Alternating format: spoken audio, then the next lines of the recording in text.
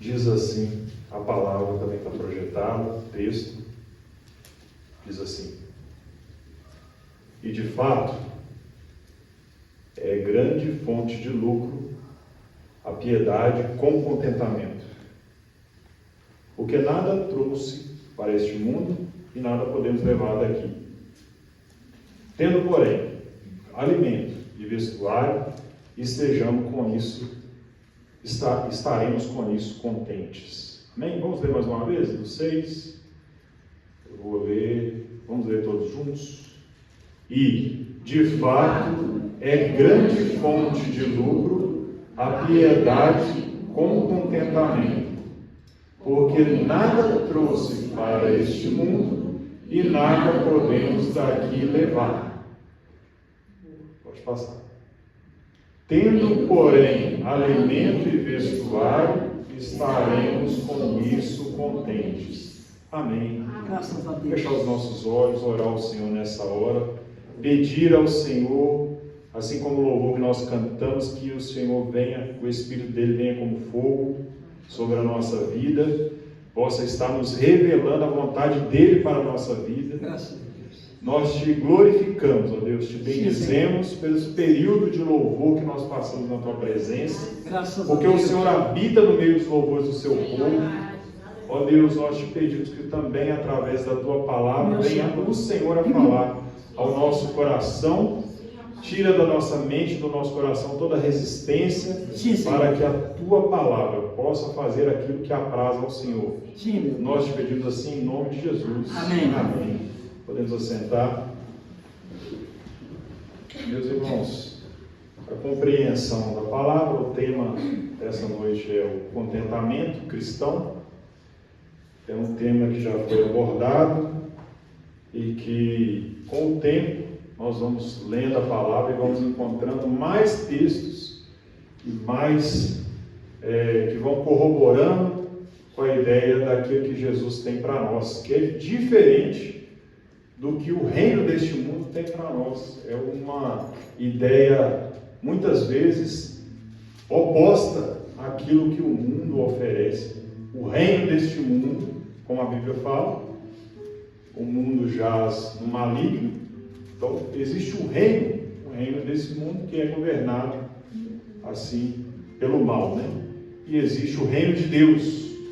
E no reino de Deus nós vemos que a ideia é oposta àquilo que a lógica humana muitas vezes fala. A gente se opõe à lógica. Mas nós temos uma tendência natural a ir sempre pelo lado do pensamento lógico, do pensamento racional. Foi para isso que Deus nos deu o raciocínio, o pensamento. Mas a palavra de Deus, o reino de Deus, as leis que regem o reino de Deus, tendem a fugir da lógica humana.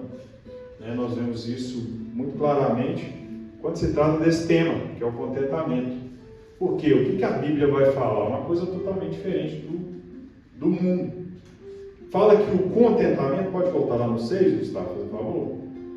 Fala que o contentamento é grande fonte de lucro. Ou seja, você estar satisfeito com aquilo que Deus fez para você, ou com aquilo que Deus tem feito na sua vida, você estar contente com aquilo que Deus te dá, com a saúde, com o emprego, o salário, você estar contente com aquilo que Deus te dá, é uma grande fonte de quê? De lucro. É o contrário do que o mundo prega. Que o mundo prega que você deve estar satisfeito, e quanto mais insatisfeito está, você está com aquilo que você tem hoje, coisas maiores você vai lutar para alcançar. É lógico que tem um entendimento aí, uma diferença, que você tem que fazer. É lógico que nós temos que buscar melhorar, buscar crescer, prosperar na nossa vida. Se precisamos para isso estudar, vamos prosperar, buscar o melhor para a nossa família, vamos trabalhar mais se for preciso, trabalhar mais e melhor. Estudar é algo que nós precisamos mesmo para crescer, independente se você trabalha por conta própria ou se você trabalha numa empresa. O estudo daquilo que você faz vai sempre melhorar, vai sempre fazer você prosperar, melhorar a forma de fazer, inclusive, até porque o mundo hoje vive constantes mudanças. Então essas constantes mudanças nos levam a estudar cada vez mais aquilo que nós precisamos para prosperar, né? Mas a diferença é que nós não precisamos estar insatisfeitos com aquilo que Deus já nos deu até agora, para que nós possamos alcançar aquilo que, né, coisas maiores para isso. É isso que o mundo prega para nós, é essa ideia. E aí essa ideia vem trazer nas pessoas uma grande fonte de ingratidão, vem trazer para as pessoas ali o descontentamento. E se o contentamento é uma grande fonte de lucro, porque quando a gente fala lucro, é tudo aquilo que a empresa precisa para sobreviver, né? Para ter lucro, todo trabalhador precisa ter o lucro, precisa ter o salário, o resultado do seu trabalho, e quanto mais é melhor, não é verdade? Quanto mais é melhor. E aí, Paulo, ele falando com Timóteo, logo depois desses versículos aqui, ele fala que muitos, com amor ao dinheiro, ele fala até que o amor ao dinheiro é a raiz de todos os males, muitos entram em ruína. Por quê? Porque querendo sempre mais, e não equilibrando, entendendo que o contentamento é estar satisfeito com aquilo que Deus está fazendo na nossa vida, aquilo que Deus faz na nossa vida. Vamos ler um versículo que vai corroborar mais com essa palavra do contentamento, que está em Hebreus 13,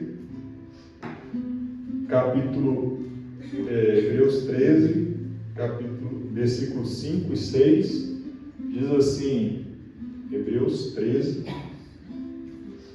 isso, 5: seja a vossa vida isenta de ganância, contentando-vos com o que tendes, porque ele mesmo disse: não te deixarei, nem te desampararei. De modo que com plena confiança digamos: o Senhor é quem me ajuda, não temerei que me fará o homem. Amém. Então, esse texto ele vem falar que a gente está confiando no Senhor. É diferente quando nós confiamos no Senhor.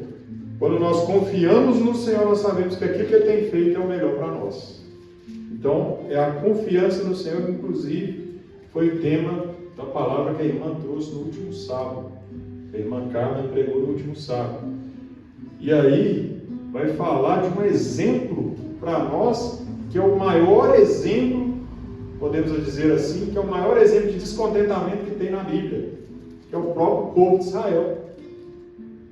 Quando a irmã Carmen ela pregou aqui sobre o maná, né?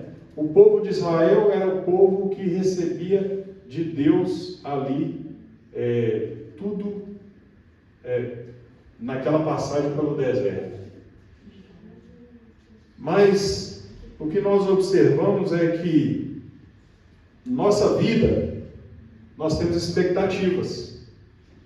E muitas dessas expectativas que nós temos, quando nós estamos com expectativas reais, quando nós estamos assim, entendendo que o que nós estamos vivendo é a vida real mesmo, nós estamos contentes com aquilo que nós temos. Agora, quando nós vivemos expectativas irreais, nós começamos a comparar a nossa vida. Mas se eu tivesse tal coisa, seria melhor. Se eu tivesse tal condição, aí sim eu seria feliz.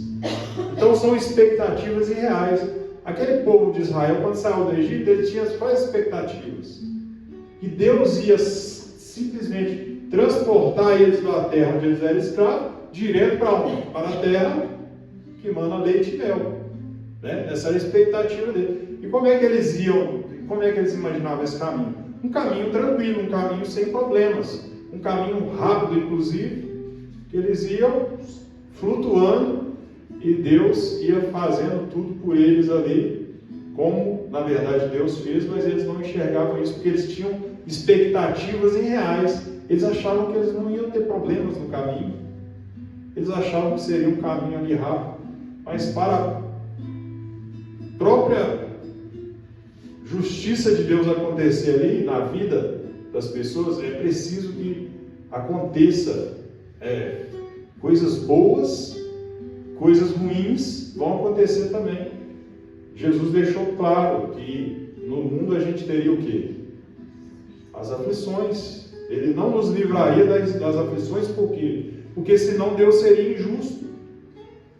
Porque somente por escolher Jesus, por aceitar Jesus, nós estaremos livres de todas as injustiças, de todas as aflições, e assim todas as pessoas iam escolher o quê? Iam escolher a escolha mais fácil, né? A escolha de ter Jesus, então ser livre de tudo isso. Só que Deus fazendo isso, Ele faria o quê? Acepção de pessoas. Era o que serve a mim, o que aceita meu filho é diferente, então eu vou livrar ele de tudo, de todo mal. Então Deus seria injusto nessa parte, mas como Deus é justo, nós não estamos livres disso, não estamos livres disso. Então, mas aí quando nós passamos por essa situação, nós lembramos ali do povo de Israel, então eles achavam que tudo ia ser muito fácil, e quando vinham as dificuldades, o que acontecia com eles? Eles murmuravam.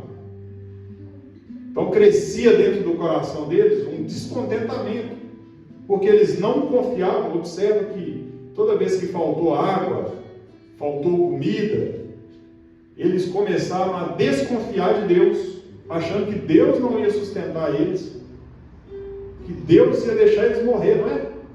Todas as vezes, nossa Deus, agora Moisés trouxe a gente para morrer aqui no deserto e tal. Então eles desconfiaram de Deus e não confiavam no Senhor,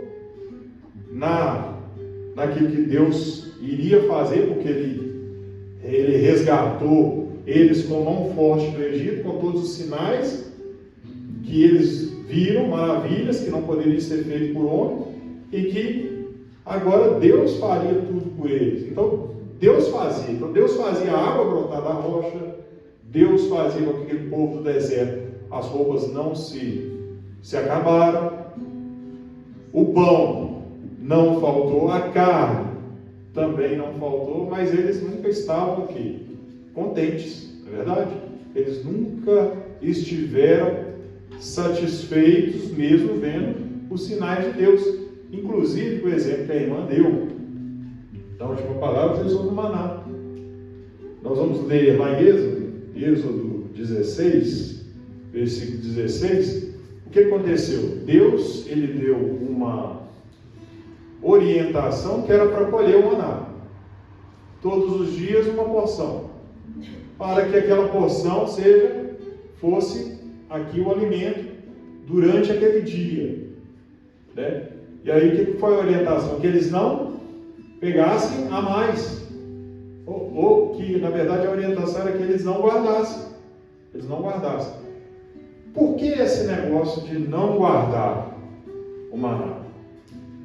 Porque era confiando que no outro dia Deus iria enviar o maná. Então era uma questão de confiar no Senhor. Então eles estavam orientados. Mas o que eles fizeram?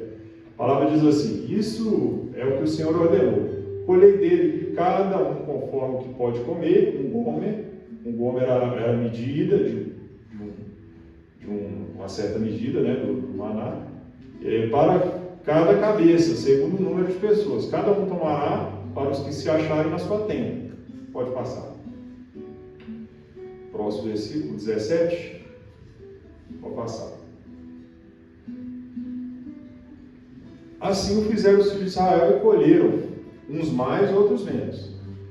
Pode passar? Quando, porém, o mediam com o homem, nada sobejava o que colhera muito, nem faltava o que colhera pouco. Colhia cada um o tanto quanto podia comer. Também lhes disse Moisés: ninguém deixe dele para amanhã. Eles, porém, não deram ouvidos a Moisés, antes alguns dentre eles deixaram dele para o dia seguinte, e criou bichos, e cheirava mal, por isso indignou-se Moisés contra eles. Então, a tendência natural nossa é pensar pela lógica, né? Se eu estou recebendo o alimento, então eu não vou comer ele todo, vou guardar, vou pegar um pouco para mais, não é isso? Vou pegar um pouco para mais. Essa é a lógica nossa. É a lógica da lógica humana, né? É verdade? Inclusive, se nós formos pensar lá quando Jesus fala do reino de Deus, ele fala que ao invés de nós tomarmos para nós, aquele que quiser ser próspero, a palavra fala que dai e sermos ao quê? Dado, não é? Jesus falou: dai e sermos dado, boa medida, recalcada, transbordante, vos deitarão no vosso regaço. Então, a lógica do reino de Deus é oposta. Quando você dá, é que você recebe, porque você está confiando que quem te deu o que você tem é o Senhor. E quando você dá, você recebe, muitas vezes, uma medida muito melhor do que aquilo que você deu. Então a lógica do reino de Deus é diferente. Quando Deus fala assim, quando Jesus fala, aquele que quiser ser o maior vai ser o quê? O servo de todos. Então, aqui no mundo, né? Quando você quer ser o maior, você tem servos que te servem, né? Agora, no reino de Deus, não. Quem quiser ser o maior no reino de Deus vai servir a todos. Então, essa ideia, ela é diferente. Mas aí o povo de Israel, eles achavam que, não, Deus tem que nos dar tudo na mão. E eles já estavam recebendo tudo na mão. E temos que ir sem problemas. Temos que ir tranquilos, sem problema algum. E a palavra diz que, e aí essas expectativas eram expectativas irreais. E nós muitas vezes temos também expectativas irreais, achando que nós vamos ter uma vida sem problemas, uma vida que nós não vamos ter que lutar, né? Que Deus vai fazer tudo por nós. Mas a verdade é que o entendimento é diferente. O pastor, ele trouxe uma palavra recente também, está lá em Jó, vou pedir para o Gustavo projetar aí, em Jó 2, capítulo 2, versículo 9 e 10, diz assim, lá quando Jó estava passando os seus primeiros momentos de provação: então sua mulher disse o quê? Ainda retens a tua integridade? Blasfema de Deus e morre, ou seja, abandona o teu Deus, nega o teu Deus e morre. E aí, mas ele disse o quê? Como fala qualquer doida, você está falando como louca, assim falas tu. Porque receberemos de Deus o bem e não receberemos o mal? Em tudo isso não pecou Jó com os seus lábios. Então observa que o que Jó falou é que nós podemos receber os benefícios de Deus. É como aquela pessoa que está na empresa ali, mas ela não quer trabalhar, ela só quer receber os benefícios, né? E o que o trabalho gera? O trabalho gera problemas, né? Então todos os dias você vai ter problemas, às vezes problemas de relacionamento, às vezes problemas de falta de material, falta de recurso, você vai ter problemas, né? Mas a pessoa, ela acha que então, eu vou sair desse emprego porque aqui tem muito problema, né? E eu queria só os benefícios, então eu vou procurar algo em que eu tenha mais benefícios do que problemas. Na verdade, quando você troca, aí você acaba trocando uns problemas pelos outros problemas, né? E aí a pessoa vai tentando, mas eu quero mais benefícios, eu quero, né, ter só os benefícios e não quero os problemas. Então era assim que o povo de Israel agia. Era assim que o povo de Israel agia. Essa é a tendência do ser humano. Mas a palavra nos diz que nós podemos receber o bem de Deus e não receber o mal. Então, aquilo que vai acontecer de mal ou de ruim na nossa vida, ele vai acontecer para que nós possamos crescer com isso. É o que Paulo falou. Por isso que Paulo fala, eu não sou mais o que eu era antes, mas eu sou agora pela graça que eu sou. Então nós estamos crescendo cada dia.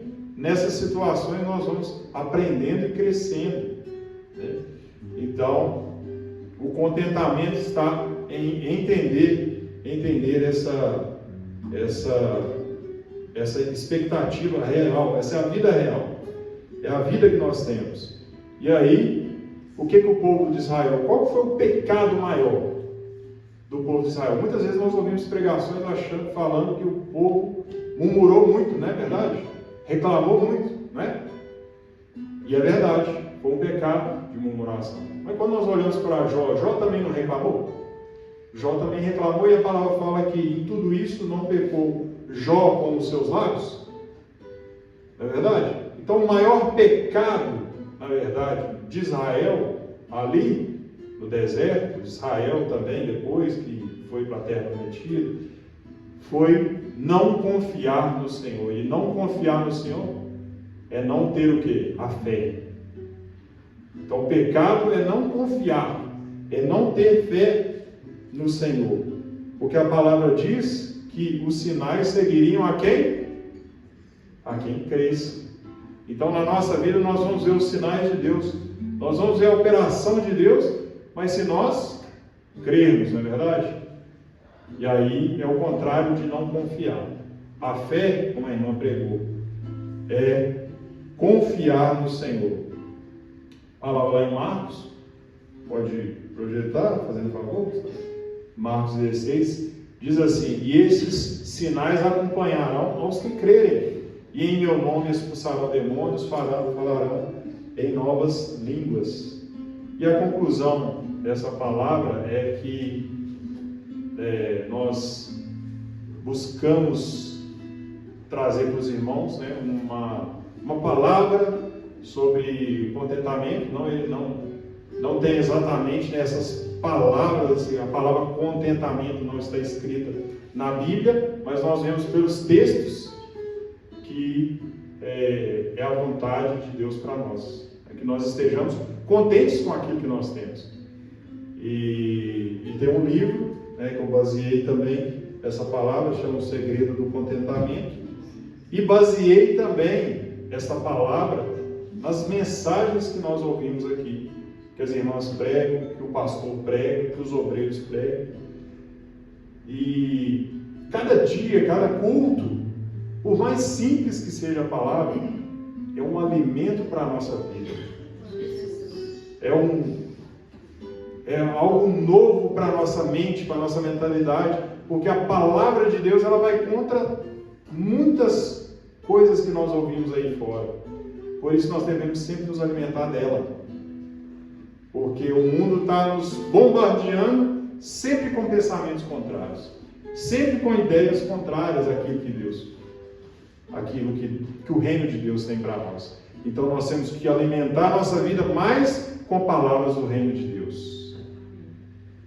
E aí, né, finalizando, nós podemos ler aqui 1 Pedro 5 e 6, que vai falar da diferença do orgulho e da humildade. O que diferencia a minha vida para eu mudar da ingratidão para a gratidão, do descontentamento para o contentamento? Existe um fator importante, que é você conseguir quebrar a lógica natural do nosso pensamento. E nós naturalmente temos o nosso orgulho, que é difícil de ser quebrado. O orgulho é justamente o oposto da humildade. Jesus, ele foi o quê? Ele foi manso e humilde de coração. Então, Jesus, ele se humilhou de tal forma que ele se deixou agora e se tornou homem, né? E se colocou no lugar de homem, não precisava disso, mas ele fez por amor a nós. Mas o orgulho, a palavra fala que Deus resiste ao orgulho. A palavra diz assim: semelhante a vós, os mais moços, sede sujeitos aos mais velhos, cingidos de toda humildade, para com uns, para com os outros, porque Deus resiste a quem? Aos soberbos, e dá graça a quem? Aos humildes. Tiago também vai falar, lá em Tiago 4, 6, vai falar da mesma forma. Portanto, todavia, dá maior graça. Portanto, diz: Deus resiste ao soberbo, mas dá graça aos humildes. Então, o que é o soberbo? O que é o orgulho? Natural nosso. O natural nosso é achar que nós estamos certos. Nós estamos certos, e o orgulho não deixa ver que nós estamos errados. Por exemplo, se nós estamos falando de uma palavra de gratidão, do contentamento que gera gratidão e do descontentamento que gera ingratidão, se eu não reconhecer que eu estou sendo ingrato, eu não vou mudar, não é verdade? Então, se eu não for humilde para reconhecer que eu estou errado, eu vou continuar deixando o meu orgulho vencer. E a palavra diz que o sentido que nós vamos do orgulho para onde? Nós vamos do orgulho para a humildade, porque Jesus, ele era totalmente humilde, e nós queremos alcançar o mesmo patamar de Jesus. Mas é natural que nós tenhamos sempre orgulho. Nós vamos conseguir alcançar a humildade de Jesus 100%? Com certeza, nessa vida, é muito capaz que não. Mas nós podemos ir quebrando o nosso orgulho. Nós podemos ir entendendo que a palavra de Deus molda a nossa vida e nos faz entender: hoje eu estou errado, hoje eu estou sendo ingrato, hoje eu estou errando nessa atitude que eu estou tendo, eu estou reclamando do meu emprego ou do meu salário. Só um exemplo, né? Todo mundo conhece pessoas que nunca está bom para eles, né? Todo mundo conhece alguém assim no trabalho, ou em casa, na família. Todo mundo conhece, mas são pessoas que estão extremamente insatisfeitas. É verdade? Aí nós já aprendemos que, quando nós temos o Senhor, nós aprendemos que Ele nos dá tudo que nós precisamos.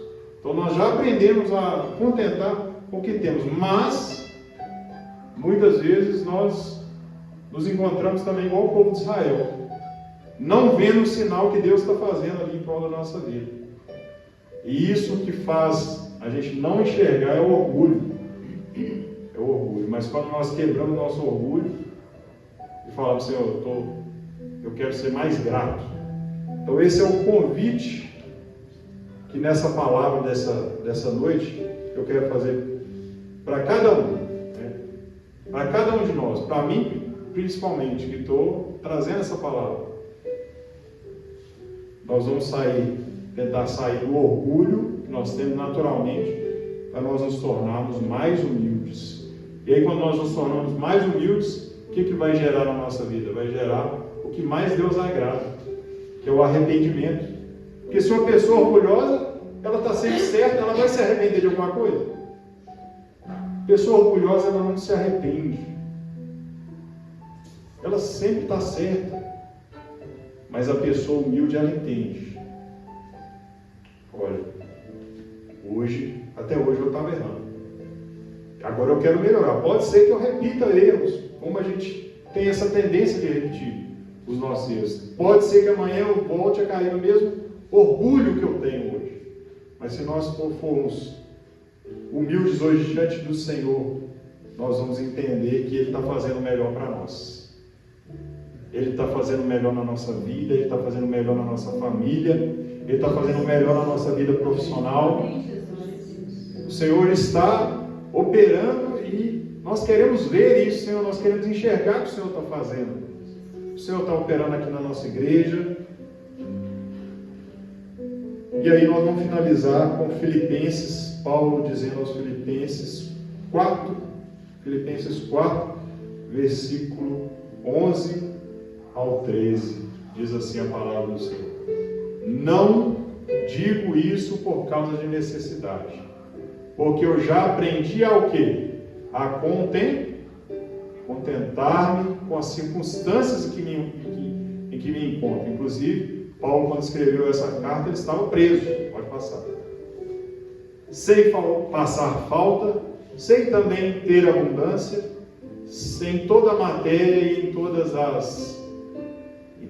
maneira e em todas as coisas estou experimentado, tanto em ter fartura como em passar fome, tanto em ter abundância como em padecer necessidade. Aí a palavra vai dizer no 13, todo mundo sabe: posso todas as coisas naquele que me fortalece. Mas primeiro ele diz isso aqui: eu aprendi a passar falta, aprendi a ter abundância, aprendi a passar todas essas fases, porque Paulo não estava imune às dificuldades. Nós também não estaremos. Mas o que vai diferenciar a nossa situação? É que nós vamos passar pela dificuldade sendo gratos ao Senhor. Graças a Deus. Glorificando ao Senhor porque Ele tem sustentado a nossa vida. Aleluia. E em todas as coisas nós podemos sermos vencedores porque Ele nos fortalece. Posso todas as coisas naquele que me fortalece. Essa é a palavra final para nós. Nós podemos glorificar o Senhor por isso. Ele nos trouxe aqui mais uma vez para nós entendermos essa palavra. Ele está provendo todas as coisas para nós. Não é no nosso tempo, não é segundo a nossa vontade, mas à medida que nós formos humildes, formos gratos a Ele, nós vamos ver a mão de Deus operar mais e mais. Porque o contentamento é uma grande fonte de lucro. Nós vamos ser vitoriosos. A palavra diz que nós somos mais do que vencedores. Por isso nós vamos glorificar o nome do Senhor com esse louvor e vamos falar ao Senhor. Coloca a sua vida diante do Senhor. Abandona esse Deus e morre.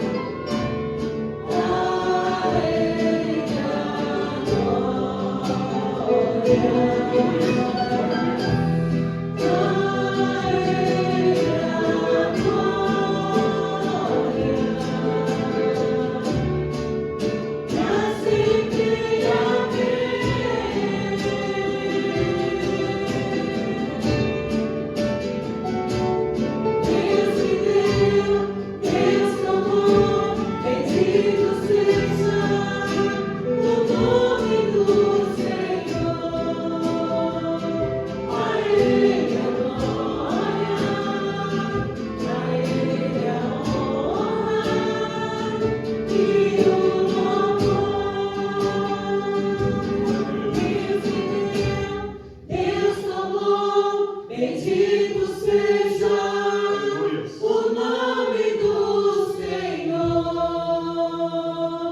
A Ele a glória, a Ele a honra e o louvor.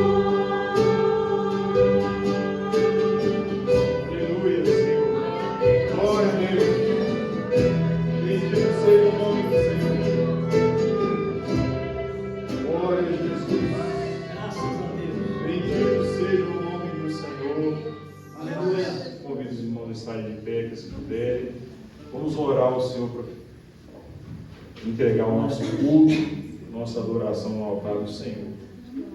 Senhor, meu Deus e Pai, Sim, Senhor. te glorificamos, ó Deus. Sim, meu Deus. Te bendizemos e já te adoramos com este louvor, Meu Senhor. dizendo que o Senhor dá, o Senhor toma, e bendito seja o nome do Senhor. Meu Senhor. Mas nós também queremos colocar nossa vida diante do Senhor e pedir perdão se em algum momento nós não enxergamos o quanto o Senhor tem nos abençoado, Meu Deus. o quanto o Senhor tem cuidado de nós. O Senhor possa nos fazer compreender tudo que o Senhor, não somente o que o Senhor faz, mas tudo que o Senhor é para nós. Meu Deus. Nós queremos te adorar Sim, Senhor. em espírito e em verdade, Meu Deus. mas entender que também as batalhas fazem parte da nossa vida Meu Senhor. e que o Senhor é conosco em todas elas, Graças a Deus. porque o Senhor não nos dará uma luta maior do que aquela que nós possamos enfrentar. Meu Deus. E a tua palavra é a que nos fortalece, é a que nos dá certeza de que nós em breve estaremos com o Senhor na eternidade. Graças a Deus. Que também aqui nós viveremos os sinais, pois os sinais seguirão os que creem. Meu Deus. Por isso nos dá confiança, nos dá fé no Senhor, para que possamos confiar que o Senhor está conosco em todos os momentos. Meu Deus. Nós te pedimos essa bênção, recebe o nosso culto, nossa louvor, em nome de Jesus. Amém. Amém. Podemos estar sentados, Graças a nosso Deus. culto está terminado. A todos a paz do Senhor Jesus. Amanhecer.